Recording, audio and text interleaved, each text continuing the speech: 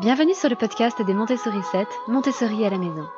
Je suis Anne-Laure Schneider, formatrice Montessori et maman de 5 enfants instruits en famille. Ma mission, c'est d'aider les parents, les assistantes maternelles, bref, tous ceux que dans notre communauté nous appelons des souricettes, à mettre en pratique la philosophie Montessori chez eux, avec leurs enfants ou les enfants qu'ils gardent. Dans ce podcast, nous parlerons donc de pédagogie Montessori, mais aussi de discipline positive, d'instruction en famille, ce que l'on appelle aussi l'école à la maison, de co-schooling et de bien d'autres choses encore. Le co-schooling, qu'est-ce que c'est ? Après les termes de homeschooling, pour dire école à la maison, d'unschooling, pour les personnes qui essaient de privilégier les apprentissages informels, eh bien vous avez peut-être entendu parler de ce nouveau venu, le co-schooling. Littéralement, ça veut dire enseignement avec, sous-entendu enseignement avec l'école.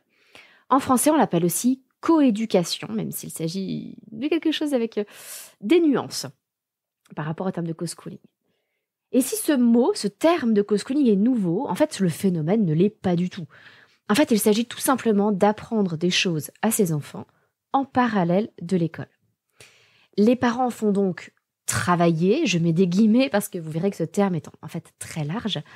Donc les enfants font travailler les enfants le soir, le mercredi ou le week-end, pour leur faire découvrir des choses qui relèvent généralement plutôt de l'école. Il se trouve que beaucoup de parents le font depuis toujours, mais je pense que ce n'est pas un hasard si ce nom a commencé à émerger il y a environ 5 ans, je dirais vers 2018. Si on a eu besoin de nommer le phénomène, eh bien c'est qu'il prend de l'ampleur. Et je pense, nourri par une méfiance qui est de plus en plus grande vis-à-vis de l'école. Alors, pourquoi le co-schooling ? Eh bien, le co-schooling repose sur un principe très simple. Premièrement, les parents sont les premiers éducateurs de leurs enfants. Ils sont responsables de l'éducation que reçoivent leurs enfants et parce qu'ils sont plus proches de leurs enfants, ils ont un rôle majeur à jouer en la matière. Et c'est d'ailleurs tout à fait naturel. Il y a un lien d'attachement très puissant qui se forme dès la naissance entre les parents et les enfants, un lien biologique qui pousse évidemment les parents à prendre soin de leur descendance et puis à vouloir ce qu'il y a de mieux pour elle. Alors, je suis bien consciente que parfois ce lien, qui est un lien physique, chimique, psychologique aussi, ce lien a parfois des difficultés à se former dans des cas assez rares. Par exemple, certaines mères ne ressentent pas du tout d'amour maternel juste après la naissance, mais parfois le lien finit tout de même par se former si on accepte de laisser le temps agir. Eh bien, ce lien biologique, la société en a fait un principe de base de la parentalité. C'est pour ça qu'on va retrouver, par exemple, dans cet article du Code civil qui est lu à tous les mariages, les phrases suivantes: les époux assurent ensemble la direction morale et matérielle de la famille. Ils pourvoient à l'éducation des enfants et préparent leur avenir. Donc même si on ne ressentait pas cet instinct qui pousse à éduquer et instruire ses enfants, eh bien nous sommes au moins tenus de le faire par devoir. C'est légal. De même qu'il est évident qu'un parent doit faire en sorte de nourrir son enfant correctement. Les parents sont donc responsables, et donc les premiers responsables de l'éducation, et j'ajouterais même de l'instruction de leurs enfants, mais ils peuvent choisir de déléguer ou non cette responsabilité, tout comme ils peuvent choisir de le faire pour la nourriture. Moi, j'aime bien ce parallèle parce que même si évidemment il faut nourrir ses enfants, il y a bien des façons de le faire. Par exemple, certaines mamans achètent leur pain à la boulangerie, d'autres le font elles-mêmes. Certains papas achètent des fruits et légumes au marché ou en grande surface. D'autres les font pousser dans leur jardin. Eh bien, dans le premier cas, il s'agit de suivre l'évolution naturelle de la société et en fait de déléguer ces tâches qui sont des responsabilités parentales aux personnes les plus compétentes pour le faire. Ça peut être des personnes qui sont formées qui sont spécialisées dans ce domaine. Au tout début de l'histoire de l'humanité, chaque famille était autosuffisante et pouvait à la fois chasser, préparer à manger, se fabriquer des vêtements avec des peaux de bêtes, etc. Petit à petit, c'est avec l'apparition des villages que certains se sont perfectionnés dans des domaines précis et que les autres ont pris l'habitude d'aller les voir pour se faire des vêtements, pour obtenir par exemple des poteries ou même des armes. Et cette apparition des métiers, c'est un phénomène qui est évidemment logique et naturel, parce que personne ne peut savoir tout faire, surtout aujourd'hui où les connaissances et les savoir-faire qui sont à notre disposition sont incroyablement nombreux. Mais pour autant, certaines personnes préfèrent assumer pleinement leurs responsabilités dans certains domaines. Ou bien parce qu'ils les considèrent comme trop importants pour être délégués à des étrangers, ou bien tout simplement parce qu'ils n'ont personne autour d'eux qui soit assez compétent pour accomplir cette tâche correctement. Ou bien encore parce que leur famille a des besoins spécifiques auxquels le spécialiste, l'homme de métier, ne peut pas répondre. Dans l'exemple de la nourriture, si certaines familles font le choix de produire elles-mêmes leurs fruits et légumes, c'est souvent parce qu'elles considèrent que l'alimentation est fondamentale pour être en bonne santé et qu'elles se méfient, entre autres, des pesticides utilisés par de nombreuses exploitations. Si certains font leur pain eux-mêmes, ça peut être parce qu'ils n'ont pas de boulangerie qui fasse du bon pain à côté de chez eux.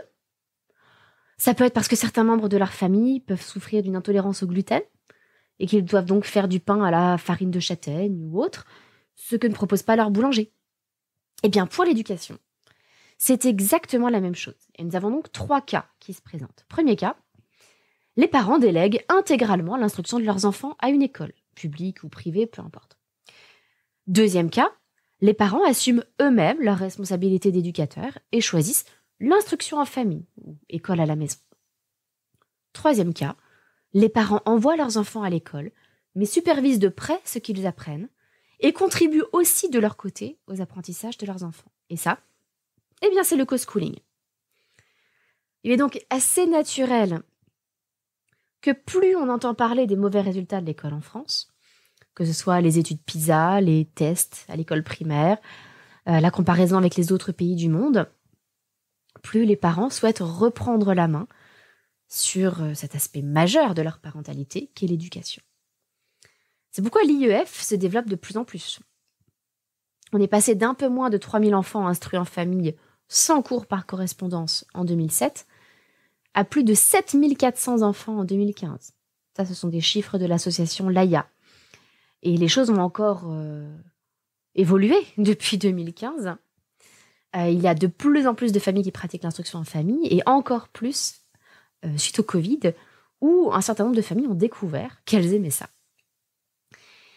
Mais beaucoup de familles ne peuvent pas recourir à ce choix de l'IEF, le plus souvent pour des raisons financières. Parce que pour pratiquer l'IEF, et j'en parle dans un podcast sur les inconvénients de l'IEF, eh bien, il faut ou bien qu'un des parents ne travaille pas, ou bien que les parents puissent suffisamment adapter leur planning de travail pour dégager du temps à eux deux. C'est là que le co-schooling est alors la solution idéale, parce qu'il s'agit de faire globalement confiance à une école qui aura été bien choisie, tout en apportant à l'enfant ce dont il pourrait avoir besoin en plus. Alors, qu'est-ce que c'est que le co-schooling ? Mais ça peut prendre bien des formes, et ça peut être plus ou moins structuré suivant les familles. Par exemple, certains parents reprennent avec les enfants les notions qui ont été apprises en classe, mais en apportant un autre éclairage. Par exemple, certains parents aident leurs enfants à mieux comprendre le principe de la retenue dans les additions grâce aux perles dorées Montessori. Ou alors, ils font des petits jeux pour faciliter l'apprentissage des dates en histoire, par exemple avec des jeux comme Chronie ou Timeline, que nous aimons beaucoup d'ailleurs à la maison. D'autres décident de ne pas se préoccuper du programme suivi en classe, sauf pour les devoirs bien sûr, et pour ne pas faire doublon, de proposer à leurs enfants des choses qui n'ont rien à voir, qu'ils ne verront pas à l'école. Par exemple, aller visiter un musée, se passionner pour les pingouins, ou bien apprendre à reconnaître des fleurs sauvages. L'avantage de cette deuxième solution, c'est qu'on est sûr de ne pas rentrer en concurrence avec l'école et de ne pas mélanger les méthodes. Dans certaines familles, il y a des temps de travail, de co-schooling, qui sont prévus et réguliers. Ça peut être par exemple avant de partir à l'école, pour les lève-tôt. Ça peut être aussi le soir, après l'école, le mercredi ou le week-end. Dans d'autres familles, c'est un petit peu l'occasion qui fait le larron. Et on saisit les occasions d'apprentissage comme elles viennent. Mais quoi qu'il en soit, ce qui va caractériser le co-schooling, c'est l'intentionnalité qu'y mettent les parents. Ils font un effort particulier, délibéré pour apprendre des choses à leurs enfants. Ça peut être ou bien en cherchant dans leur vie quotidienne ce qui va être prétexte à une nouvelle découverte, ou alors en préparant et en provoquant des situations d'apprentissage. Pour certains parents, il s'agit en fait d'une simple coopération entre l'école et la famille, et pour d'autres, il s'agit d'une véritable porte d'entrée vers l'instruction en famille, d'une espèce de test durant lequel ils peuvent expérimenter tranquillement, voir ce qui convient le mieux à leur enfant, avant éventuellement d'envisager de sauter le pas et de le déscolariser complètement. D'autres familles, au contraire, ont déjà pratiqué l'IEF, mais ont préféré rescolariser leur enfant, par exemple pour toutes sortes de raisons. Souvent, c'est parce que l'enfant le désire. Ça peut aussi être pour des raisons financières. Souvent, c'est parce que le parent qui était le principal éducateur doit reprendre le travail. Donc dans ce cas où les familles rescolarisent un enfant en IEF, eh bien c'est évidemment pour les parents un moyen de garder un certain contrôle sur l'éducation et sur l'éveil de leur enfant, sans pour autant porter l'entière responsabilité de son instruction. Et on retrouve d'ailleurs chez les partisans du co-schooling la même diversité que chez les familles qui pratiquent l'instruction en famille. Certains vont préférer le travail formel, d'autres les apprentissages informels. Certains se rapprochent de la pédagogie Montessori, d'autres de Steiner, Reggio. Certains utilisent des cours par correspondance pour compléter dans certains domaines. Et d'autres encore mélangent allègrement un petit peu de tout ça. Mais je voudrais aussi aborder avec vous ce que n'est pas le co-schooling. Le co-schooling, ça n'est pas du homeschooling à temps partiel. Ça n'est pas une école à la maison à temps partiel. Je sais que certains imaginent que dans les familles qui pratiquent le co-schooling, les enfants ne vont à l'école que quelques jours dans la semaine et restent à la maison le reste du temps, ou ne vont à l'école que le matin et restent l'après-midi à la maison. Et en général, ça n'est absolument pas le cas. Il est parfois possible, chez les tout petits en maternelle, de n'emmener les enfants à l'école que le matin et de les garder à la maison l'après-midi.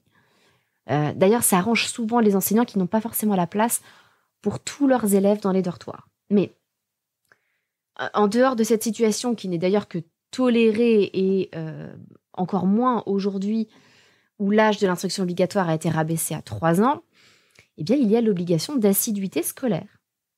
Ce qui signifie qu'à partir du moment où on inscrit son enfant à l'école, eh bien, on s'engage à l'y emmener tous les jours et à lui faire respecter les horaires scolaires, sauf s'il y a une exception médicale ou majeure, évidemment. Et l'éducation nationale est d'ailleurs de plus en plus attentive aux cas d'absentéisme, et les conséquences d'un trop grand nombre d'absences non justifiées peuvent être très graves. Il peut y avoir un simple rappel à l'ordre, mais il peut aussi y avoir l'envoi d'une information préoccupante aux services sociaux, ce qui peut déclencher, par exemple, une enquête sociale. Donc je vous déconseille très fortement de jouer avec le feu en la matière. Et une question que j'entends très très souvent sur le co-schooling, c'est « Mais est-ce qu'on ne pourrait pas les laisser tranquilles, ces enfants? Ils passent déjà toute leur journée à l'école. Est-ce que c'est vraiment une bonne chose de vouloir en faire encore plus ?» Alors c'est vrai, j'entends déjà certains parents qui sont complètement affolés et qui imaginent même des petits de 3 ou 4 ans, harassés par une longue journée d'école, devoir s'installer sur une table une fois rentrés chez eux, pour enchaîner avec de longues heures d'études avec leurs parents. Est-ce qu'on ne pourrait pas leur ficher la paix? Est-ce qu'ils ne passent pas déjà suffisamment de temps à l'école? Et oui, bien sûr, ça existe, et il existera toujours des parents excessifs. Vous savez, ce genre de parents qui préparent dès la maternelle l'entrée en classe prépa de leurs petits rejetons. Ceux qui suivent les méthodes pratiquées en Corée du Sud ou à Singapour, à coups de cours particuliers, de baby yoga en anglais ou d'un bachotage excessif. Bon. Ces familles oublient le plus souvent que les taux de suicide chez les jeunes de ces pays comme la Corée du Sud ou Singapour sont parmi les plus élevés au monde et qu'en fait on sacrifie là le bien-être des enfants pour en faire des petits génies. Mais la plupart du temps, surcharger les enfants, c'est vraiment la dernière chose que souhaitent les parents. En général, ils sont attentifs en priorité au bien-être de leurs enfants. Donc pour la plupart, le co-schooling passe en fait par la curiosité et le plaisir d'apprendre.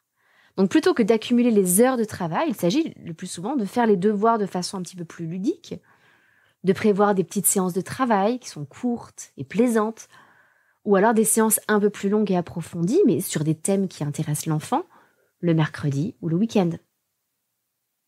Nous-mêmes, nous avons un peu pratiqué le co-schooling lorsque nos enfants étaient scolarisés pendant une année. Et je vous assure que c'était très léger et que les enfants le vivaient extrêmement bien. C'était bien loin de nous l'intention de les fatiguer ou de les lasser. Mais tout dépend d'ailleurs de ce que l'on appelle travail. C'est vrai que c'est un terme que je n'hésite pas à utiliser pour toutes sortes de choses, parce que en cela, je suis fidèle à la pédagogie Montessori, pour laquelle le travail ne doit pas nécessairement être quelque chose de pénible et de désagréable. Moi, je considère qu'un bébé qui s'entraîne à ramper travaille. Un bébé qui s'efforce de se mettre debout en s'appuyant sur un meuble, il travaille sa motricité. Un bambin qui pointe un objet du doigt et essaie de répéter son nom travaille son langage. Pour moi, un petit enfant qui s'entraîne à verser de l'eau dans un verre travaille, tout comme un enfant qui pèse les quantités pour une recette de cuisine.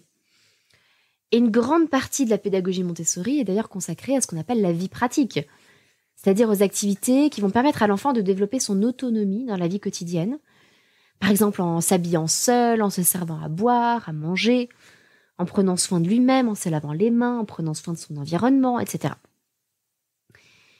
Et bien, dès qu'un enfant marche, il gagne en autonomie, et à ce moment-là, il peut tourner ses efforts vers d'autres plans. Et ça répond même à un besoin profond chez lui. C'est une véritable période sensible, comme on le dit dans la pédagogie Montessori. Et vous l'avez sûrement remarqué, quand un enfant fait quelque chose qui l'attire vraiment, en fait, ça ne lui demande presque aucun effort. Sans compter que, entre un temps de travail, où l'enfant est libre de se déplacer, de bouger, de changer d'activité quand il le souhaite, et un temps d'école où il faut rester assis à sa table sans bavarder, il y a un véritable monde. Donc bien sûr qu'il peut y avoir des dérives, et que certains parents pousseront toujours les bonnes choses à l'excès. Mais on peut tout à fait proposer à un enfant des temps d'apprentissage en plus de l'école, sans pour autant l'épuiser, bien au contraire. En particulier si on se tourne vers une pédagogie active, comme la pédagogie Montessori. Donc l'essentiel va être de bien observer son enfant, ses centres d'intérêt, ses besoins profonds, et bien sûr aussi ses signaux de fatigue. Sans oublier que parfois, le meilleur remède à cette surexcitation que vous connaissez, qui suit souvent le retour de l'école, le meilleur remède, c'est une activité qui va nécessiter un peu de calme et de concentration. Si on observe bien les enfants et qu'on prend le temps de répondre à leurs besoins et à leurs centres d'intérêt, et ça individuellement, ce que ne permet pas l'école, qui a des classes souvent surchargées et où l'apprentissage est collectif, on peut en même temps remplir le réservoir affectif de nos bouts de chou. Et il est souvent vide après une journée passée en collectivité. Et donc, vous voyez que tout ça combiné, entre le plaisir d'apprendre, ces échanges affectifs avec l'enfant, le fait que l'enfant ne vous considère pas comme un travail, ce qui répond à cette période sensible et à ses centres d'intérêt. Et bien avec tout ça, je pense qu'il faut plutôt voir le co-schooling comme une occasion pour l'enfant de se ressourcer que comme une véritable source d'épuisement. Et j'ai d'ailleurs beaucoup de mes stagiaires qui ont choisi cette voie. En particulier pour leurs enfants qui sont en maternelle et dont les horaires sont relativement légers.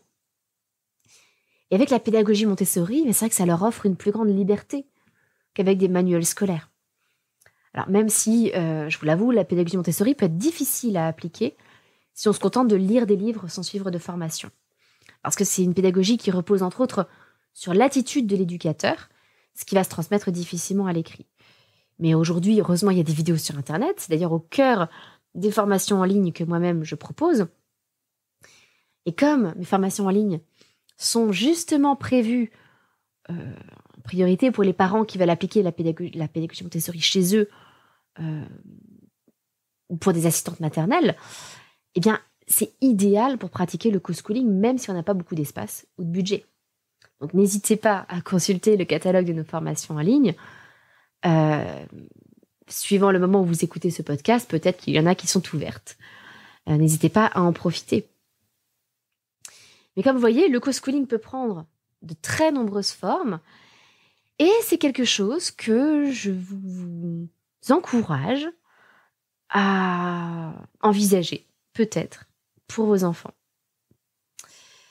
Et puis, je terminerai là-dessus, on voit apparaître petit à petit ce terme de coéducation dans l'éducation nationale. Donc ça, c'est quelque chose sur lequel je reviendrai sans doute un autre jour. Mais je pense que c'est intéressant de comparer les deux notions de co-schooling et de co-éducation, parce qu'en fait, ça n'est pas réellement la même chose. Mais bon, c'est un autre débat pour un autre jour.